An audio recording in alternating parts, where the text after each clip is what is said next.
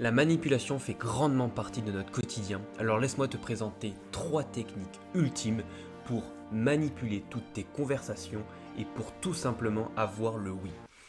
En réalité, dans notre vie, on cherche tout le temps à avoir un oui, on a toujours du mal même à avoir ce oui. Car quand on va parler avec notre interlocuteur, quand on va poser une question ou même que tout simplement on va débattre, nous ce qu'on cherche c'est à avoir raison, donc c'est à avoir ce oui. Et alors pour cela, c'est assez compliqué d'avoir ce oui.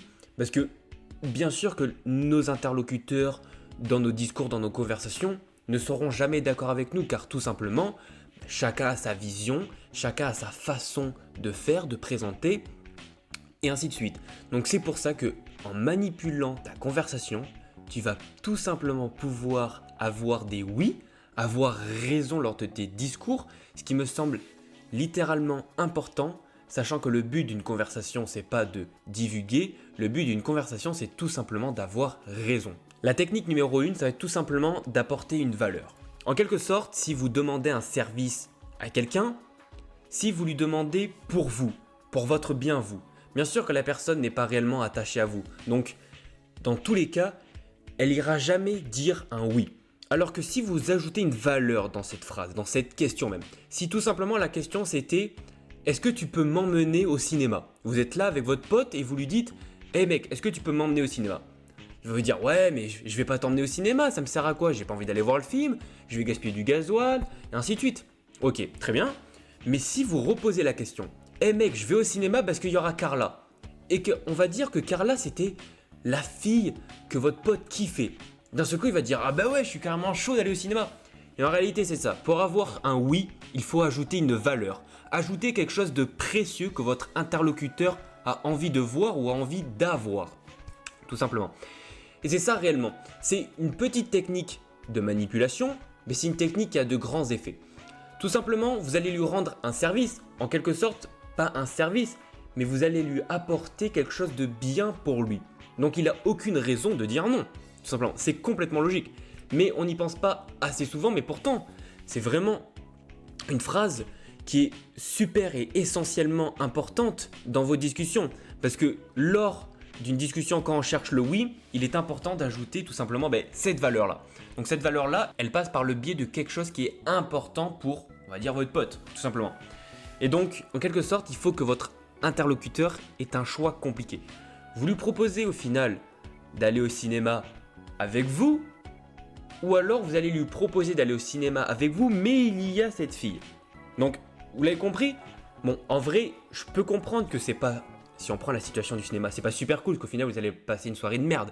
Mais on peut l'utiliser dans tout type de circonstances. Imaginez-vous, vous voulez le livre de votre pote. Genre votre pote a un livre qui est à vous, et il ne veut pas vous le rendre. Ouais, quand c'est que tu vas me rendre mon livre, mec? Non, je peux pas, faut que je finisse de lire, enfin blablabla. Il vous dit tout le temps tout et n'importe quoi, mais vous voulez juste récupérer votre livre au final. Donc, lors de ce débat, de cette conversation, il va être important d'utiliser cette première technique de manipulation, qui tout simplement va être « Ouais mec, tu peux me redonner mon livre, il faut que je le donne à Carla. » Et là, d'un seul coup, il va dire « Ok, ce mec reveut son livre pour le donner à la meuf que je kiffe. Bien sûr que je vais lui donner, mais tout de suite même. Et vous allez voir que vous aurez des oui bien plus fréquemment. » La technique numéro 2 de manipulation, ça va être d'ajouter une contrainte pour finir sur une conclusion. Alors, si vous voulez encore une fois avoir quelque chose, avoir une réponse positive envers vous, il va être essentiel d'y ajouter une contrainte pour y ajouter une conclusion. En fait, vous allez ajouter une négativité, un mur, pour tout simplement lui donner la solution finale. Comme je l'ai toujours dit dans mes vidéos, ce que les gens ont envie, c'est pas tout le chemin à parcourir pour y arriver.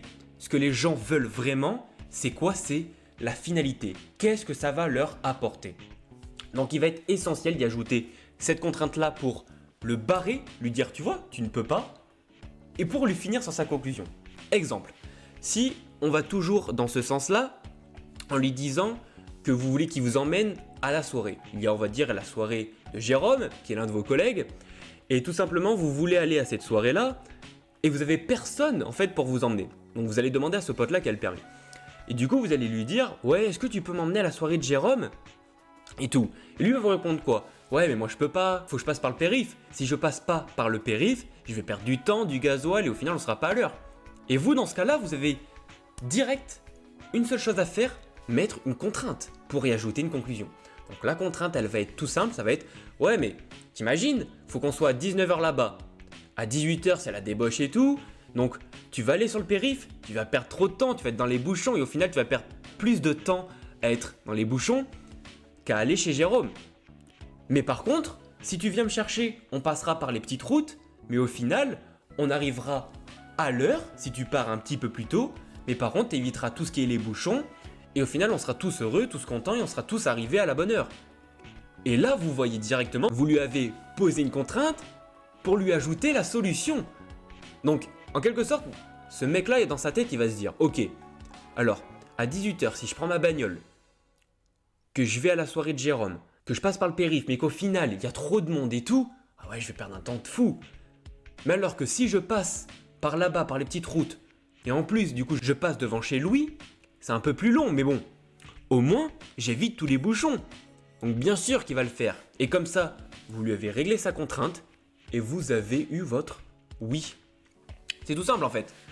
Lors de vos discussions, tout ça, il est important d'utiliser une bonne éloquence, une bonne posture, ce genre de choses-là, mais il est aussi important de rentrer dans la tête de votre interlocuteur. C'est bizarre à dire comme ça, mais la manipulation même, c'est quelque chose que les gens ont peur, mais pourtant, c'est quelque chose qu'on peut utiliser dans notre vie quotidienne pour tout simplement avoir des réponses qu'on a envie d'avoir.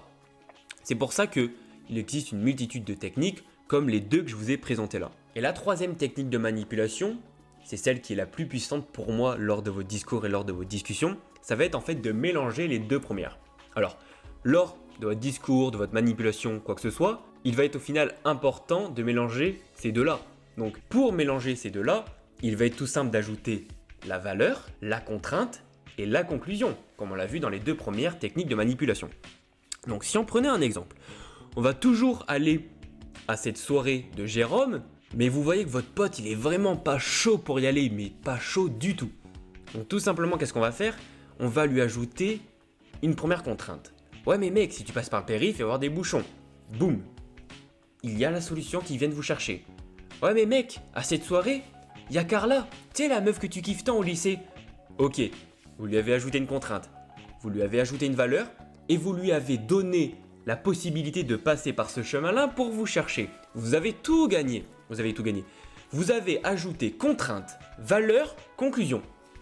Lors de vos discussions, tout simplement, il est essentiel et important d'y ajouter toutes ces choses. Parce que plus vous allez ajouter des contraintes, plus vous allez ajouter des valeurs et plus vous allez ajouter des conclusions, plus vous allez rentrer dans la tête de votre interlocuteur. Donc, en quelque sorte, la manipulation, ça tourne sur ces trois grands systèmes. La première qui est la contrainte, ajouter une contrainte qui va dans votre sens. La deuxième, ça va être d'ajouter une valeur. Il va être essentiel d'ajouter une bonne valeur qui va aussi dans votre sens, mais qui va surtout dans le sens de votre interlocuteur. Donc la valeur dans cette vidéo-là, c'était cette fille-là, que soi-disant votre pote kiffait tant. Et la troisième, ça va être de lui donner la solution. En fait, vous lui apportez tout sur un plateau pour que lui, il ait juste une seule chose à faire, c'est exécuter.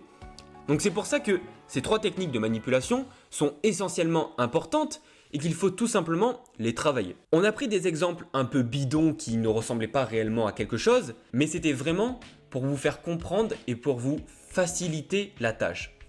Maintenant, essayez d'utiliser tout simplement ces multitudes de techniques, dont les trois qu'on a vues aujourd'hui, pour tout simplement être plus fort, meilleur et plus éloquent. Et au final, imaginez-vous, vous êtes dans un débat avec quelqu'un, vous avez du mal à repasser, on va dire, à cette première place dans votre débat. Vous avez du mal à repasser devant votre interlocuteur. Donc, lors de ce débat-là, vous allez pouvoir tout simplement utiliser ces techniques-là pour avoir la réponse que vous voulez. Parce que souvent, lors d'un débat politique, ou lors même d'un débat, on va dire, avec quelqu'un qu'on connaît, tout simplement un débat, une conversation. Qu'est-ce qu'on veut souvent? Ce qu'on veut, c'est qu'ils disent ce mot-là. On veut qu'ils disent cette interprétation-là ou cette question-là. Et du coup, si vous utilisez ces trois techniques qu'on a vues aujourd'hui, vous allez tout simplement pouvoir avoir ce genre de réponse que vous attendez depuis le début. Enfin, c'est complètement logique, Mais si vous lui dites, d'accord monsieur, alors vous réglez ça, mais comment vous allez faire ça? Par contre, si vous essayez ça en passant par le biais de ça, vous aurez ça. Et là, direct, il va dire, ah oui, mais alors comment vous allez faire ça? Ou alors, d'accord, mais comment vous réglez ce problème-là? Et au final, vous avez la réponse que vous attendez pour enchaîner en fait. Et c'est pour ça que la manipulation est super essentielle lors de nos discussions. En réalité, on cherche tous à avoir une meilleure éloquence. On cherche tous à mieux s'exprimer. Et le plus essentiel pour moi, c'est de se faire comprendre comment vous allez faire passer votre message à travers vos paroles.